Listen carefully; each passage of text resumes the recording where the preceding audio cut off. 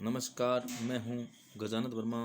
कक्षा 12 के लिए विषय अनिवार्य हिंदी पुस्तक संवाद सेतु पाठ 10 रिपोर्टाज, यात्रा वृत्तांत, डायरी लेखन, संदर्भ ग्रंथ की महत्ता। तो आज हम इस पाठ में डायरी जो लेखन चल रहा है उस डायरी लेखन के अंदर ये डायरी कितने प्रकार की होती है और इन डायरियों को किस तरह से बांटा गया है इसके बारे में आज हम इस पाठ के माध्यम से पढ़ेंगे। तो देखिएगा, डायरी साहित्य का वर्गीकरण इस प्रकार किया जा सकता है: व्यक्तिगत डायरियाँ, वास्तविक डायरियाँ, काल्पनिक डायरियाँ और साहित्यिक डायरियाँ। ये 4 प्रकार की डायरियाँ इस पाठ के माध्यम से बताई गई है। व्यक्तिगत डायरी का संबंध व्यक्ति विशेष से होता है। ऐसी डायरी में लेखक अपने जीवन के घटना, प्रसंगों, निजी अनुभूतियों, विचारों अथवा आवश्यक तथ्यों को लिखता रहता है। ये डायरियाँ गोपनीय होती है।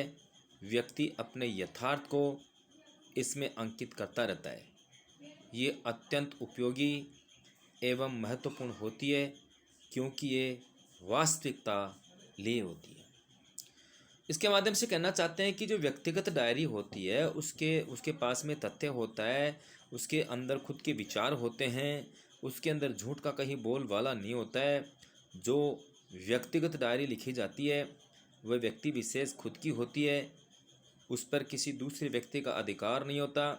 कुछ बातें ऐसी होती है जो कि अपने मन की बात, अपने मन के विचार दूसरों के सामने प्रकट करने में संकोच होता है या वो भय के अनुभूत होकर के प्रकट नहीं करता है। तो ऐसी स्थिति में अपने मन के विचार, मन में उपजे विचार, चिंतन, मनन जो भी है वो अपनी डायरी के अंदर लिख सकता है और आवश्यकता पड़ने पर उन डायरियों को निकाल करके पढ़ सकता है, जिससे उनके अतीत की जानकारी भी अपने इस व्यक्तिगत डायरी से हो सकती है। देखिएगा, व्यक्तिगत डायरियों का महत्व साहित्यिक दृष्टि से अत्यंत महत्वपूर्ण होता है। ये मानते हैं जो भी व्यक्तिगत डायरी व्यक्ति के द्वारा लिखी जाती है उसका साहित्यिक दृष्टि से भी बहुत ज़्यादा महत्वपूर्ण होता है, क्योंकि जो भी साहित्यकार, लेखककार कोई भी किसी भी प्रकार की जब डायरी लिखता है तो उसमें व्यक्तिगत डायरी की ज़्यादा उपयोगिता होती है। उसके अनुभव, उनके तजुर्बे, लिखने की कला, भाषा शैली, ये सारी चीज़ें उनको पहले से पता होती है। ऐसी स्थिति के अंदर जो भी वह साहित्यिक डायरी लिखता है व्यक्ति, तो इसमें ये बहुत ज़्यादा सहयोग करती है। इसलिए ये जो व्यक्तिगत डायरियाँ हैं ये साहित्यिक डायरी में सहयोग करते हैं। साहित्यकार अपने अंतरंग साहित्यिक मित्रों के व्यक्तित्व की टिप्पणी डायरी में नोट कर लेता है। अपनी अंतश्चेतना, मूर्त विचार तथा अपनी धारणा को डायरी के पृष्ठों में उतार कर पर्यालोचन करता रहता है। डायरियों की अंतश्चेतना का अर्थ हो कि अपने मन के विचार जिनको वह अच्छे रूप में देना चाहता है उन पृष्ठों पर उतार देता है जो उनके विचार है, और एक दिन यही डायरी उसके और उल्लिखित मित्रों के व्यक्तित्व को प्रकाशित कर देती है। अतः यह मानना युक्ति संगत प्रतीत नहीं होता कि डायरी की व्यक्तिगतता से साहित्य का कोई संबंध नहीं है। ऐसा नहीं कह सकते कि जो व्यक्तिगत डायरी है उसका साहित्य से कोई संबंध नहीं है। ये हम कदाचित नहीं मान सकते, क्योंकि व्यक्तिगत डायरियाँ ही साहित्यिक डायरी में सहयोग करती है। जितने सारे लोग साहित्यकार होते हैं वो अपने जीवन में जुड़ी हुई घटनाओं को लिखते हैं, उनको याद करते हैं, और जब उनके मन में किसी प्रकार का विचार जब आता है तो विचारों को वह नियमित तरीके से लिखते रहते हैं, क्योंकि इंसान का मूड, इंसान का विचार, उनके मन के भाव हमेशा एक जैसे नहीं रहते। इसलिए मूड अगर कैसा बन रहा है तो मूड के हिसाब से वो लिखते हैं और आगे चल कर के उनके स्वयं के विचार, एक वो साहित्य बन जाता है। साहित्य में सर्वप्रथम डायरी को शैली के रूप में स्वीकार किया गया है। सैन्य साहित्यिक विधा के रूप में इसका प्रवर्तन हुआ। शुरुआत में इंसान अपने दिमाग से जो कुछ उनके दिमाग में आता है, अच्छी बातें आती हैं, उनको लिखता जाता है। आगे चल करके वही बातें एक साहित्य के रूप में उभर करके सामने आती है। साहित्यिक डायरी में कल्पना को स्थान दिया जाता है। साहित्यकार कल्पना में यथार्थता को जीने की अनुभूति करता है। देखिएगा, जितने साहित्यकार होते हैं वो कल्पना के पंखों से उड़ता है। उनके मन में अनेक प्रकार के विचार आते हैं और कल्पना को हकीकत से जोड़ करके जीने की कोशिश करता है, और वह अपने साहित्य को, अपने विचारों को कल्पना के साथ में वर्तमान हकीकत से जोड़ करके प्रयोग करता है। इस तरह से लोग उनकी बातों को पसंद करने लग जाता है। ऐसी डायरियों में रचनात्मक साहित्य का सर्जन होता है, जिसमें क्रमबद्धता अथवा अनवरतता बनी रहती है। क्रम एक के बाद दूसरे, दूसरे के बाद तीसरे, तीसरे के बाद चौथी, इस तरह से क्रम नहीं टूटता है, और वो भी लगातार, जिससे पाठक आनंद की अनुभूति करता है। काल्पनिक साहित्य में भी अन्य विधाओं की तरह इस विधा में भी सरसता रहती है, जिससे पाठक के मन में ऊबन पैदा नहीं होती। देखिएगा, ये जो साहित्य है, लेकिन इसके अंदर कल्पना की बातें भी होती है, लेकिन फिर भी पाठक ऊबता नहीं है, क्योंकि उनको आगे से आगे मसाला मिलता रहता है। एक के बाद दूसरा, दूसरे के बाद तीसरा, तीसरे के बाद चौथा, इस तरह से क्या है कि उनको समय के हिसाब से कुछ न कुछ मिलता रहता है। ऐसी स्थिति में कल्पना के आधार पर रची गई डायरियों को भी लोग पसंद करते हैं, क्योंकि उनमें कल्पना के साथ साथ में हकीकत के साथ में उनका जुड़ाव होता है। लोग हकीकत से ज़्यादा रूबरू होना चाहते हैं। ऐसी स्थिति में लेखक या कवि कल्पना को हकीकत से जोड़ करके इस तरह से डायरी प्रस्तुत करते हैं, जिसके कारण पढ़ने वाले जो पाठक हैं वो आनंदित हो जाते हैं, और उनके मन में एक के बाद दूसरा, दूसरे के बाद तीसरा, तीसरे के बाद चौथा जो टॉपिक है, उनको पढ़ने की इच्छा उनके मन में जागृत रहती है। और ऐसी स्थिति के अंदर क्या होता है, सरसता, उस सबसे बड़ी बात है कि इसके अंदर सरसता होती है, रस होता है, आनंद होता है। इसलिए तो पाठक इन डायरी को पढ़ करके ऊबता नहीं है, इन डायरी को पढ़ करके परेशान नहीं होता। अन्यथा इन डायरी को कौन पढ़े? अगर मान लीजिए इसमें कल्पना प्रधान पॉइंट नहीं है या लिखने की कला नहीं है, तो जो पाठक जो हैं वो इनकी बातों से ऊब जाएंगे, इनको पसंद नहीं करेंगे। डायरी लेखन में कहीं एकालाप, कल्पित पात्र से बातचीत, कहीं विचार मंथन की गहनतम स्थितियों में प्रवेश, कहीं संसार से अपेक्षित होने या अपेक्षा करने की प्रवृत्ति का उदय, कहीं आंतरिक गुण दोष की अभिव्यक्ति आदि विशेषताएं इस विधा को महत्वपूर्ण बना देती है। डायरी लेखन का प्रत्येक पृष्ठ पठनीय होता है, इनका प्रत्येक पृष्ठ पढ़ने योग्य होता है। ऐसी कोई बातें नहीं कि एक टॉपिक को छोड़ करके दूसरा पढ़ ले, दूसरे को छोड़ के तीसरा पढ़ ले, क्योंकि प्रत्येक इसका जो पृष्ठ है पढ़ने योग्य होता है, क्योंकि प्रत्येक पृष्ठ एक उद्देश्य की सार्थकता को सिद्ध करता है। कोई भी जो पृष्ठ होता है उसमें कोई न कोई उद्देश्य होता है। अलग अलग दिन, जैसे आज कोई घटना घटी है तो आज की डायरी आज के द्वारा लिखी गई है, कल अलग होगी, परसों अलग होगी, इस तरह से डायरियाँ लिखी जाती है। लेकिन जितनी जो डायरी लिखी जाती है उनका कोई न कोई उद्देश्य जरूर होता है। देखिए, साहित्यिक डायरी में रचना शैली, ललित कल्पना, मनोविश्लेषण, तर्क, कविता, आत्माख्यान आदि विविध प्रवृत्तियों का मनोरम समन्वय रहता है। साहित्य की अन्य कोई ऐसी विधा नहीं है जिसके माध्यम से रचनाकार अपने मन की गूढ़ अनुभूतियों को सहजता तथा निष्पक्ष भाव से अभिव्यक्ति दे सके। यह एक सुस्पष्ट तथा तथ्यात्मक अभिव्यंजना के निहित स्वतंत्र साहित्यिक विधा है।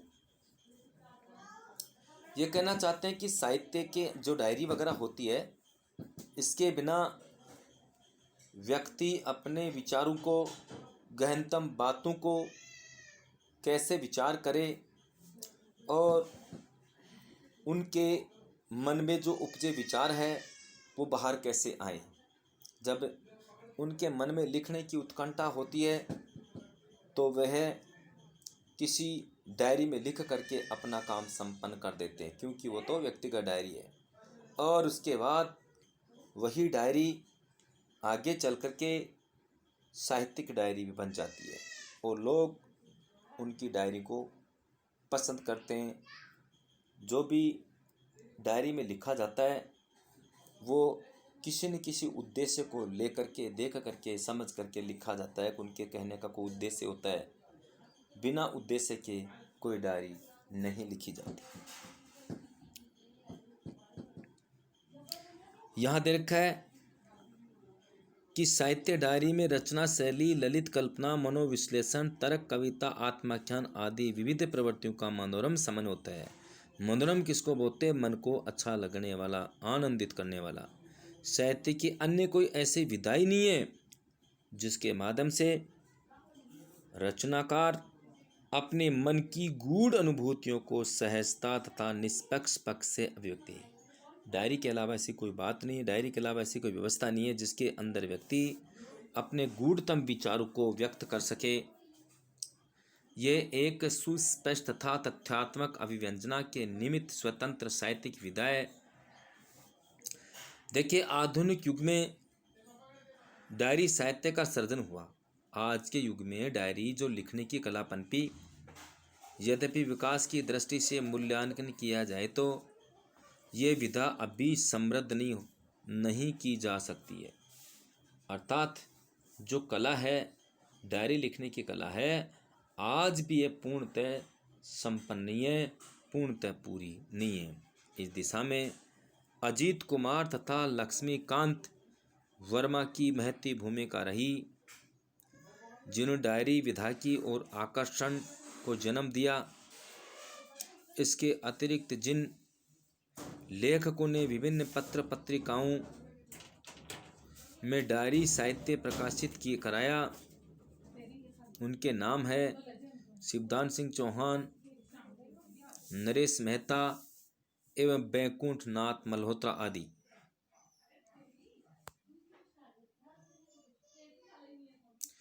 देख, समसामयिक पत्र पत्रिकाओं धर्मयुग, निकस, हिंदुस्तान, ज्ञानोदय, कादंबिनी, कल्पना, माध्यम, बिंदु तथा सारिका आदि में उन लेखकों की डायरियां प्रकाशित हुई हैं जो इस विधा के आंदोलन के प्रवर्तन मंडल में हैं। ज्ञानोदय पत्रिका ने इस विधा की समृद्धि में अपना पूर्ण सहयोग प्रदान किया है। इस पत्र में सर्वाधिक डायरियां प्रकाशित हुई है। डायरी विधा शैली के रूप में अपनाई गई है। अनेक लेखकों ने इस विधा में सर्जन कर रचनाओं को संस्मरण, रेखा चित्र या उपन्यास विधा में संकलित कर दिया है। ये कहना चाहते हैं बहुत सारे लोगों ने अनेक प्रकार की डायरियाँ लिखी है और उन्होंने इस डायरी की रचना करके, डायरी को लिख करके संस्मरण क्या होता है? किसी स्थान पर घटने वाली घटना जो यादगार बन जाए, उसको संस्मरण बोलते हैं।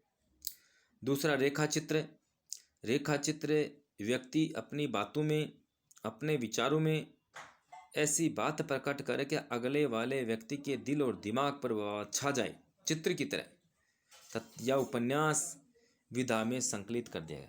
अनेक प्रकार के जो साहित्य रचनाएं जो रची गई है, उनके अंदर डायरी के लेख भी छाप देगी, जिसके कारण उन रचनाओं को पढ़ते समय डायरी के लेखों को भी पढ़ा जा सके, जिसके कारण उनका साहित्य सुंदर, आनंदित या प्रसन्नता पैदा करने वाला बन जाए। श्री प्रकाश चंद्र गुप्त की डायरी के पृष्ठ रेखा चित्र साहित्य में है। इसी प्रकार श्री बनारसी दास गुप्त का मनुष्यर कल्ला भी डायरी साहित्य रेखा चित्र में संकलित है। इनका एक उदाहरण द्रष्टव्य है, इनका एक उदाहरण देखने योग्य है, जो कि डायरी के बारे में बता रखा है कि किस प्रकार से डायरी में ये सारी चीज़ें रखी गई है। क्या रखा है? 11 जुलाई सड़क पर पत्थर के टुकड़े डालने की मजदूरी मनसुखा ने कर ली थी। नदी तल में वह पत्थर तोड़ रहा था। गधे पास ही खड़े थे। बच्चे पत्थर बीन रहे थे। मैंने पुल से आवाज़ दी, मनसुखा तुम्हारी तस्वीर बहुत अच्छी आई है। बच्चों के फोटे भी ठीक उतरे हैं।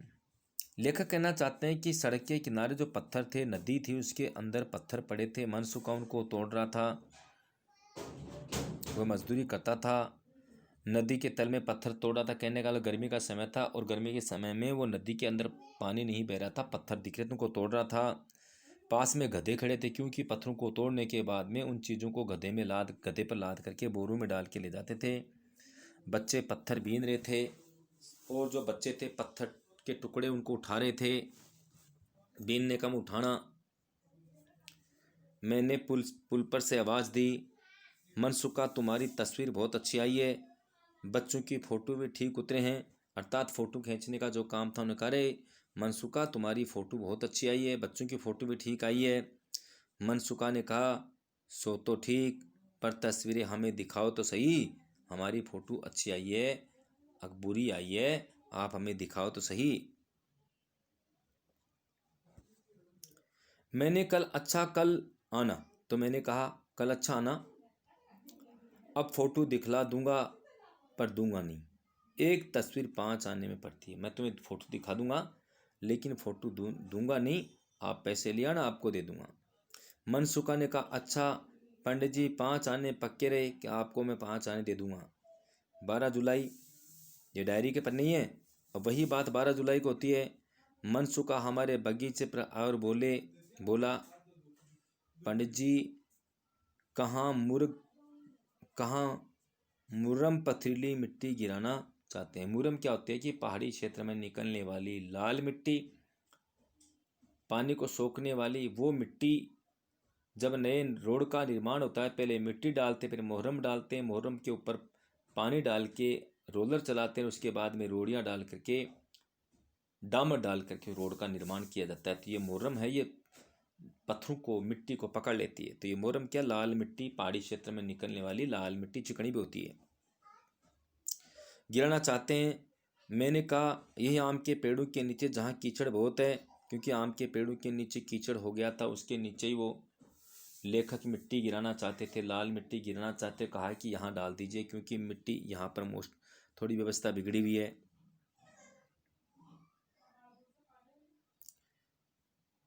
मैंने कहा यहीं आम के पेड़ों के नीचे जहाँ कीचड़ बहुत है। 13 जुलाई, सुना कि पास के गांव में किसी कुम्हार और उसके बच्चे को सांप ने काट खा लिया। उन्होंने सुना था कि पास का कोई गांव है, उस गांव के अंदर कुम्हार के बच्चे हैं, कुम्हार उसके बच्चे को सांप ने काट लिया और मर गया। उस वक्त हमें मनसुखा का ख्याल भी नहीं आया। मनसुखा के ख्याल नहीं आया कि मनसुखा नाम का कोई पास के गांव से कोई आदमी भी आता है। शाम को खबर मिली कि मनसुखा और कल्ला को ही सर्प ने काटा था और दोनों ही मर गए। सर्प ने काट लिया, दोनों की मौत हो गई और दोनों मर गए। श्री प्रकाश चंद्र गुप्त ने भी पुरानी स्मृतियों और नए स्केच में डायरी साहित्य को संकलित कर उदाहरण दस्ते में पाया है। पानी मूसलाधार बरस रहा था या पानी मूसलाधार बरस रहा है। बाहर चरवाहे गला फाड़ कर वीररा गा रहे हैं। एक अजब सुरूर मेरी आत्मा पर छा गया। मैं झूम झूम कर गुनगुनाता हूँ। एकाकिनी बरसात, अरे मैं अकेला हूँ, बरसात हो रही। मेरे मकान के बाहर अस्पताल में बटू समुदाय वेद पाठ करता है। वह जेठ की विकट गर्मी व आषाढ़ का पखजामुन का रंग सापाक और सावन भादों की ये शीतल कमल की पंखुड़ियों सी रिमझिम और घनकी चोट में से मूसलाधार बरसात। श्री दूधनाथ सिंह की डायरी साहित्य बर्फ के टुकड़े ज्ञानोदय पत्रिका के जनवरी 1965 अंक में प्रकाशित हुआ। इसी पत्रिका में प्रकाशित हरिशंकर परसाई का हम, वे और भीड़ तथा डॉक्टर विश्वनाथ प्रताप तिवारी का डायरी के 5 प्रकाशित हुए। श्री प्रभाकर माचवे का पश्चिम में बैठकर पूर्व की डायरी प्रयोगात्मक डायरी रचनाएं। यद्यपि हिंदी में अभी भी डायरी साहित्य अधिक नहीं लिखा गया है, किंतु उपलब्ध साहित्य में आत्मपरकता, दार्शनिकता तथा व्यंग्यात्मक तीव्रता का सुंदर प्रयोग हुआ है। कहानी, उपन्यास एवं रेखा चित्रों में इस विधा का प्रयोग बहुलता के साथ हुआ है। Thank you. Okay bye. बाकी कल।